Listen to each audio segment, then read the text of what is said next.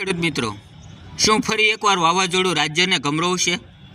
છેલ્લા 2 દિવસમાં થયેલા નુકસાન બાદ હવે મે મહિના માટે સૌથી મોટી આગાહી સામે આવી છે.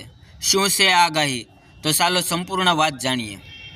મિત્રો, 7 અને 8 એપ્રિલે આવેલા મિની વાવાઝોડાએ ઉત્તર અને મધ્ય ગુજરાતમાં કહેર મચાવ્યો છે.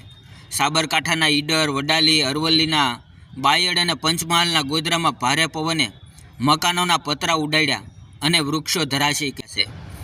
ખેડૂતોના રાયડા અને ઘઉંના પાકને વ્યાપક નુકસાન પહોંચાડ્યું છે.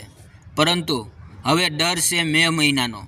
હવામાન નિષ્ણાત અંબાલાલ પટેલની આગાહી મુજબ 11મી અને 20મી મે દરમિયાન રાજ્યમાં ધૂળની આંધીઓ સાથે ફરી કમોસમી વરસાદ પડી શકે છે. અને મિત્રો, સૌથી મોટો ખતરો 17 મે આસપાસ છે, જ્યારે અરબ સાગરમાં લો પ્રેશર સર્જાવાને કારણે ચક્રવાત આવવાની શક્યતા છે. તો મિત્રો, આ વાવાઝોડાની સૌથી વધુ અસર દક્ષિણ ગુજરાતના વલસાડ, નવસારી અને સુરત તેમજ સૌરાષ્ટ્રના ગીર સોમનાથ, અમરેલી અને ભાવનગરના દરિયાકાંઠાના વિસ્તારમાં જોવા મળી શકે છે.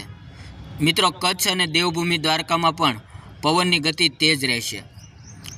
તો ખેડૂત મિત્રો, તમારા પાકને સુરક્ષિત રાખજો અને હવામાન વિભાગની સત્તાવાર સૂચનાઓ પર નજર રાખજો. આ વિડીયો તમારા દરેક ગ્રુપમાં શેર કરો, જેથી લોકો સમયસર સાવધાન થઈ શકે. અને વધુ અપડેટ્સ માટે અત્યારે જ આપણી ચેનલને સબસ્ક્રાઈબ કરો. ધન્યવાદ મિત્રો.